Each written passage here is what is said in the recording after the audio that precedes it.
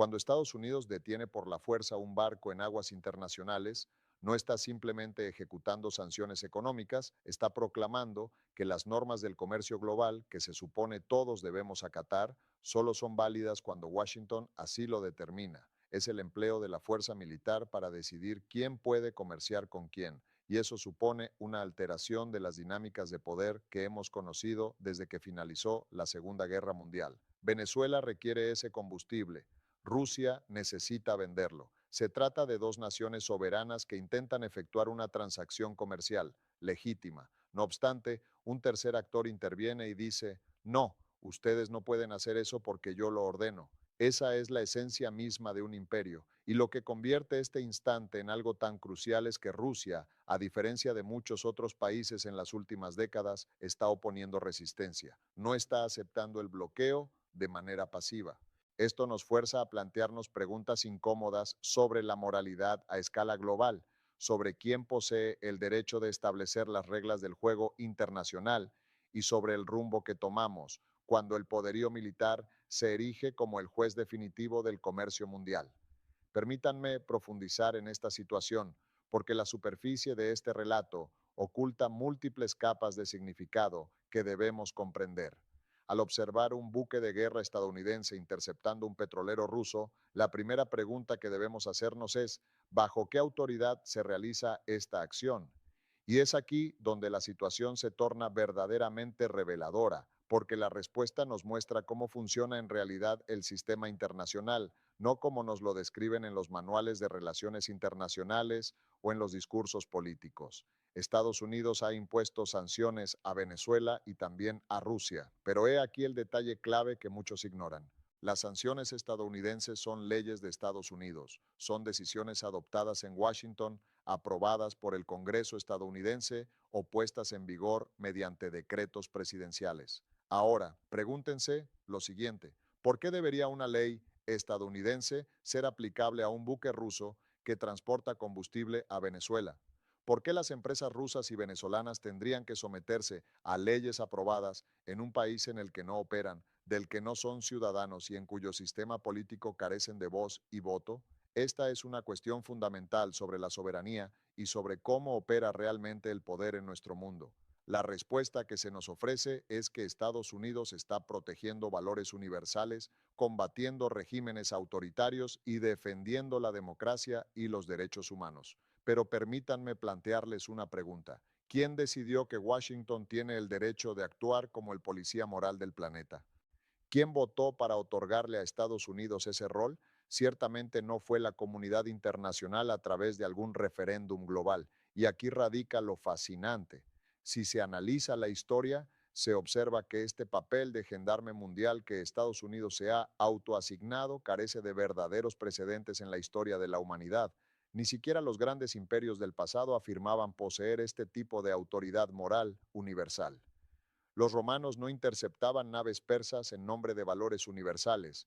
Los británicos, en la cúspide de su imperio, eran más francos respecto a sus intenciones, buscaban control económico y poder y no lo encubrían tanto con retórica moral. Pero regresemos al petrolero. Este buque transporta un combustible que Venezuela necesita con urgencia. Y aquí es necesario entender por qué Venezuela, siendo uno de los países con las mayores reservas de petróleo del mundo, necesita importarlo. Esto no es un capricho de la naturaleza ni un fallo técnico inexplicable. Es la consecuencia directa de décadas de sanciones económicas que han devastado la capacidad de Venezuela para refinar su propio crudo y mantener su infraestructura energética.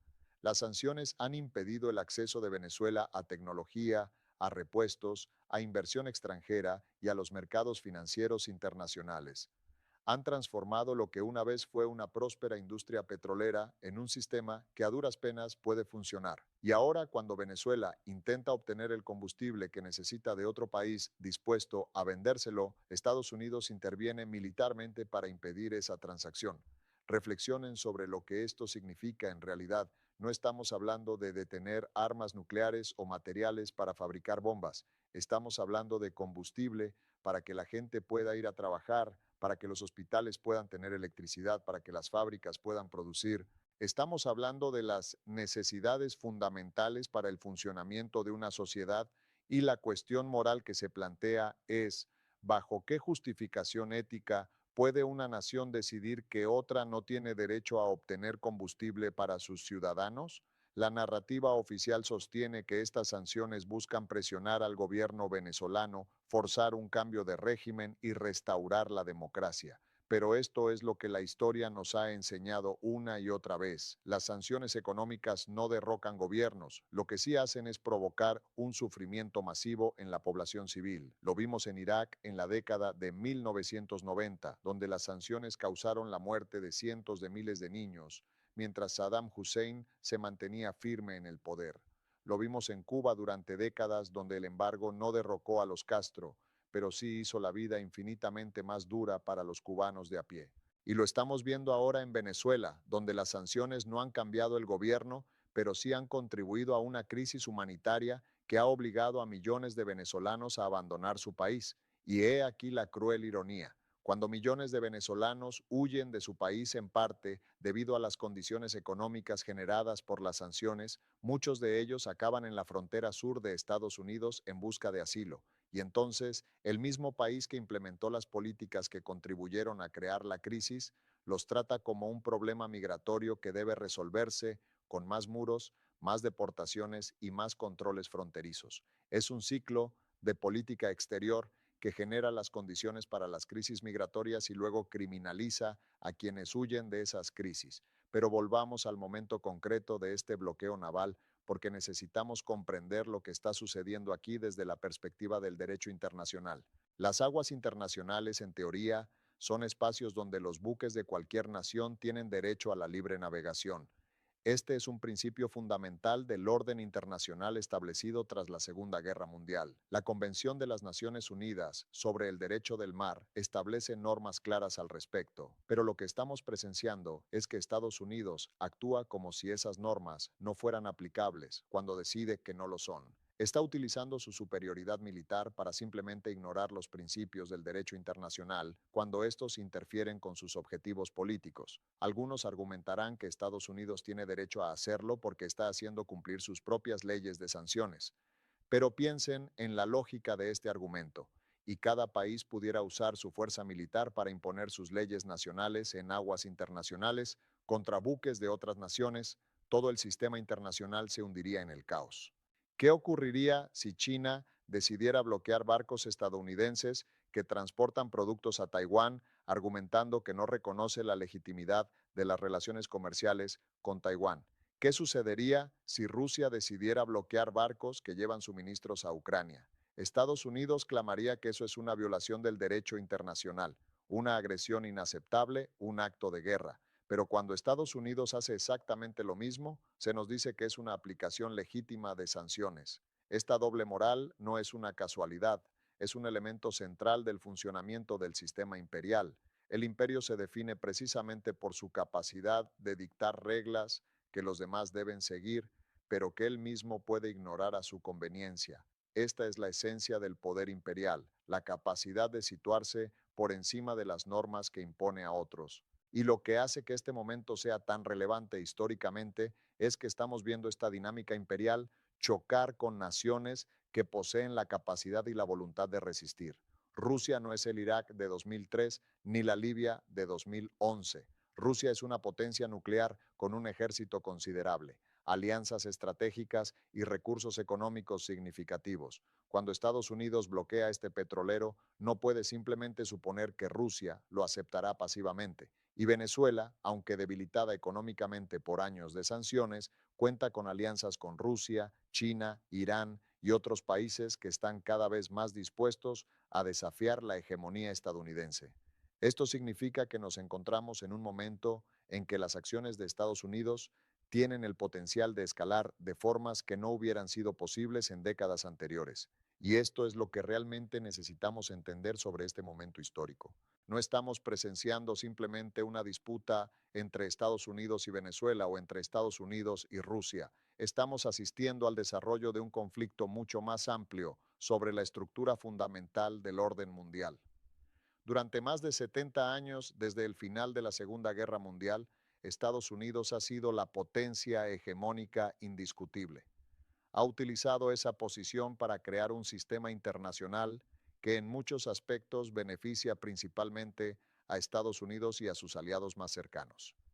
El dólar como moneda de reserva mundial, las instituciones financieras internacionales dominadas por Estados Unidos y Europa, los sistemas de comercio global estructurados para favorecer a las economías occidentales.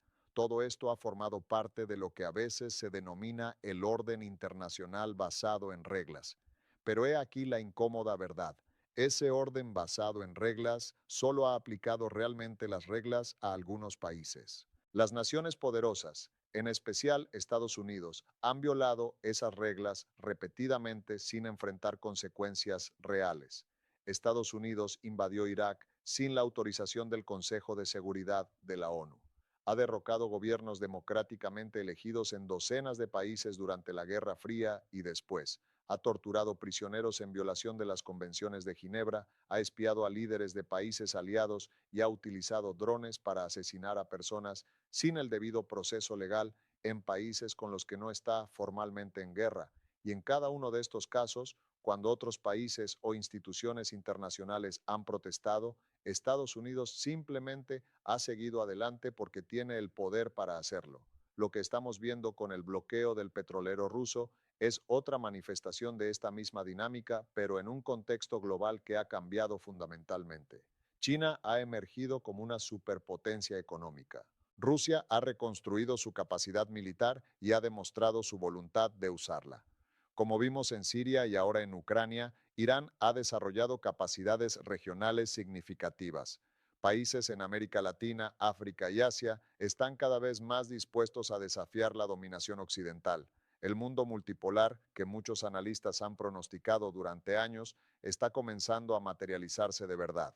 Y en este contexto de cambio global, las viejas tácticas de Estados Unidos están generando nuevos tipos de resistencia. Cuando Estados Unidos bloqueó ese petrolero ruso, no solo afectó a Rusia y Venezuela, envió un mensaje a cada país del mundo que esté considerando desafiar las preferencias estadounidenses. Les dice, no importa lo que digan las leyes internacionales, no importan cuáles sean tus derechos como nación soberana. Si desafías a Washington, usaremos nuestra fuerza militar para detenerte. Pero al mismo tiempo ese mismo mensaje está motivando a más y más países a buscar alternativas al sistema dominado por Estados Unidos. Esto es lo que hace que la situación sea tan peligrosa y tan importante. Estamos en un periodo de transición entre un mundo unipolar dominado por Estados Unidos y un mundo multipolar donde el poder está más distribuido, y la historia nos enseña que estos periodos de transición son los más peligrosos, son los momentos en que es más probable que ocurran grandes guerras, porque la potencia dominante intenta mantener su posición mientras las potencias emergentes intentan reclamar más espacio y autonomía. La Primera Guerra Mundial tuvo lugar en un periodo de transición cuando Gran Bretaña estaba perdiendo su posición hegemónica y Alemania estaba en ascenso. Nos encontramos en un momento análogo ahora, aunque con la complejidad añadida de las armas nucleares que hacen que un conflicto directo entre grandes potencias sea potencialmente catastrófico para toda la humanidad.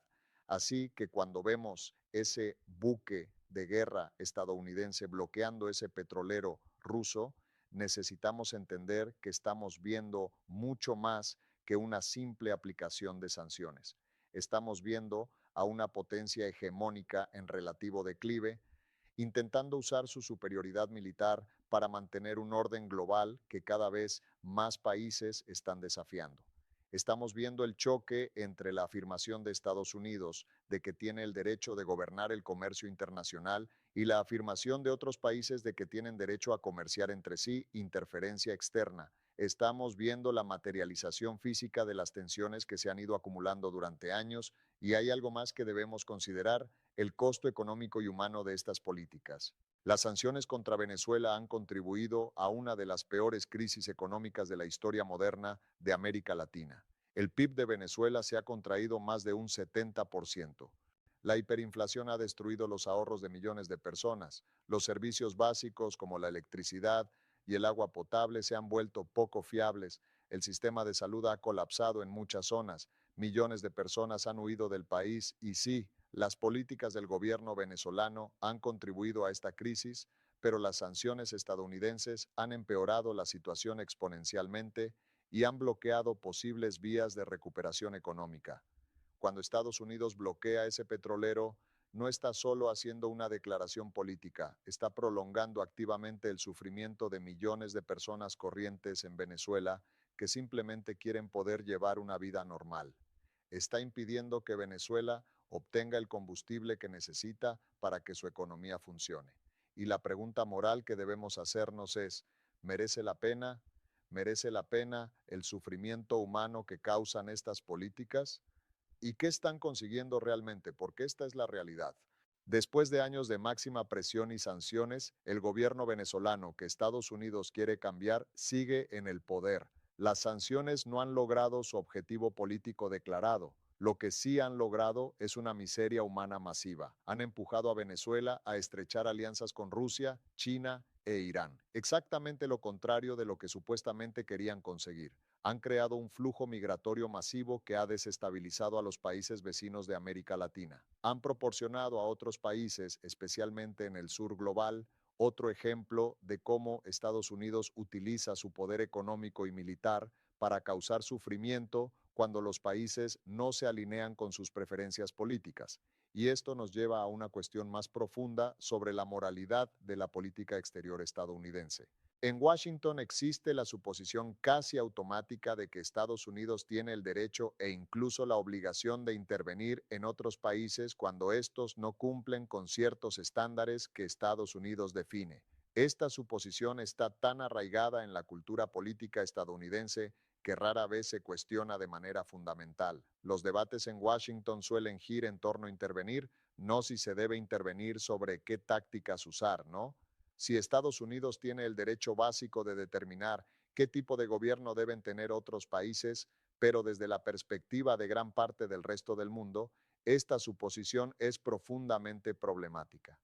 Para muchas personas en América Latina, África, Asia y Oriente Medio, la historia de la intervención estadounidense no es una historia de liberación y promoción de la democracia. Es una historia de apoyo a dictadores cuando esos dictadores servían a los intereses estadounidenses de derrocamiento de gobiernos democráticos, cuando esos gobiernos nacionalizaban recursos o implementaban políticas económicas que no gustaban a Washington, de invasiones y bombardeos que mataron a millones de personas, de sanciones económicas que causaron un sufrimiento masivo entre las poblaciones civiles. Cuando Estados Unidos bloquea ese petrolero ruso frente a las costas de Venezuela, muchas personas en el sur global no ven una noble defensa de la democracia.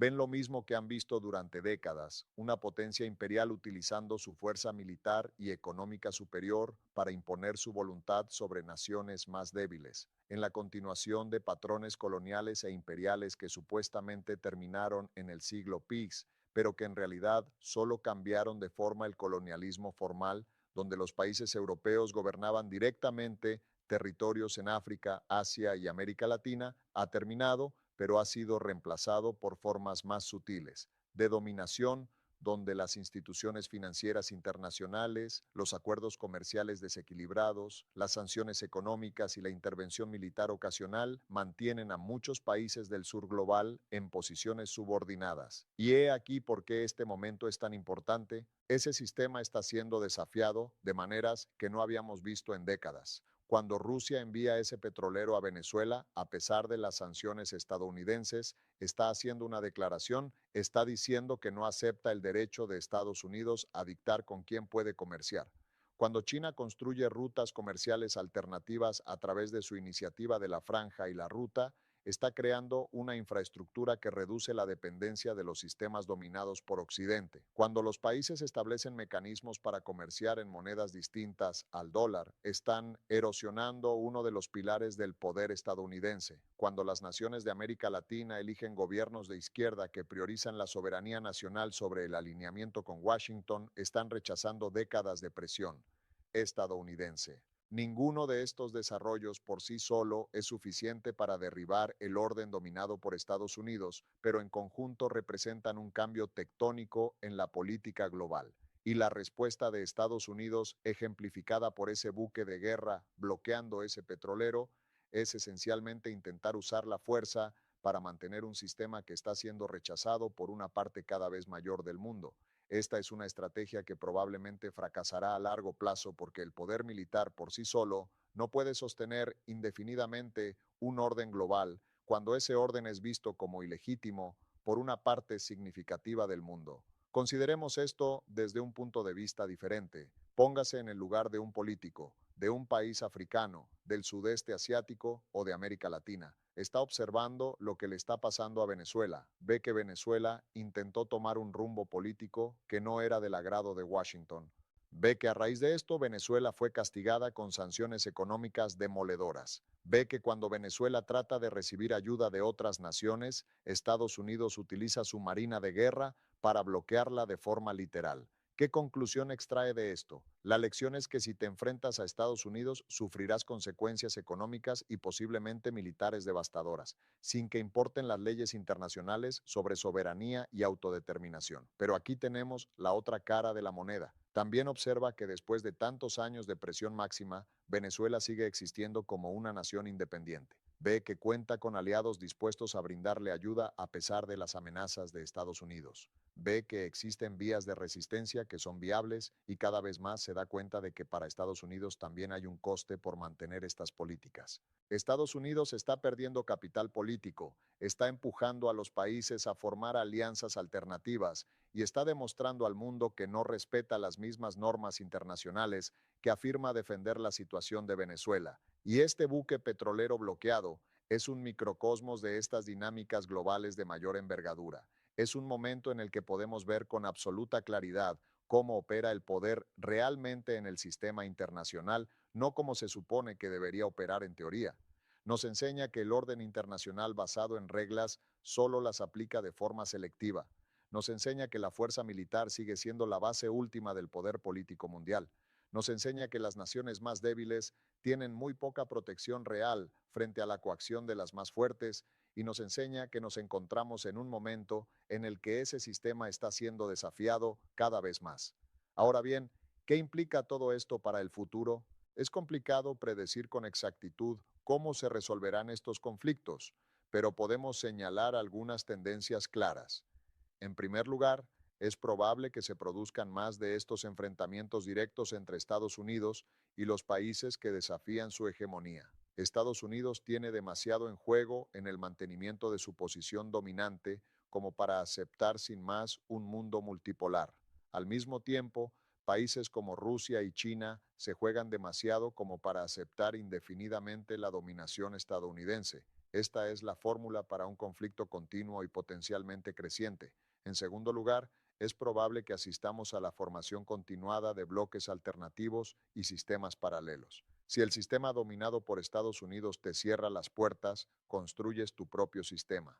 Esto es lo que observamos con la expansión de organizaciones como los BRICS, con el desarrollo de sistemas de pago alternativos y con rutas comerciales que evitan el control occidental.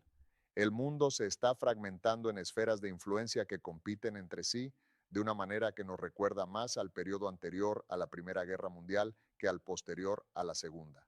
En tercer lugar, podemos anticipar que estas tensiones tendrán repercusiones económicas importantes. Sistema global integrado que surgió tras el fin de la Guerra Fría se basaba en la hegemonía estadounidense y en un consenso general entre las grandes potencias sobre las reglas básicas del juego. Cuando ese consenso se quiebra, cuando las grandes potencias están en conflicto activo, el sistema económico global se fragmenta.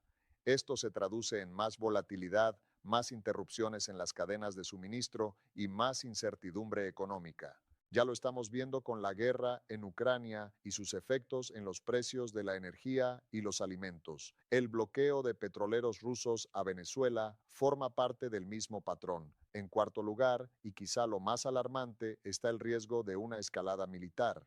Cuando tienes buques de guerra estadounidenses interceptando físicamente a barcos rusos, te encuentras en una situación peligrosa. Basta con que un comandante tome una mala decisión en el fragor del momento para que se produzca un grave incidente internacional que podría descontrolarse.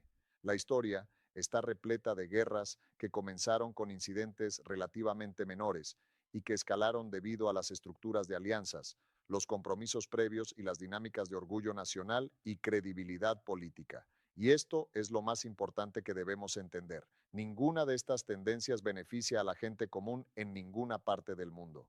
Los conflictos entre grandes potencias, la fragmentación económica, la escalada de tensiones militares, todo esto hace la vida más difícil, más peligrosa y más precaria para millones de personas que solo desean vivir en paz y con seguridad. Los venezolanos que no pueden conseguir combustible no se benefician de estos juegos geopolíticos. Los estadounidenses que ven como sus impuestos se gastan en proyectar poder militar por todo el mundo. En lugar de invertirse en sus propias comunidades, no se benefician. Los rusos, los chinos, la gente de todo el mundo que se enfrenta a la incertidumbre económica y al riesgo de conflicto no se benefician. Los únicos que sacan provecho son las élites que mantienen su poder a través de estos conflictos. Las corporaciones de defensa que consiguen contratos lucrativos, los políticos que utilizan el miedo y el nacionalismo para desviar la atención de los problemas internos, las élites económicas que se benefician de la inestabilidad y pueden jugar con diferentes sistemas enfrentándolos entre sí. Para el resto de nosotros, este es un camino hacia más sufrimiento, más división y más peligro.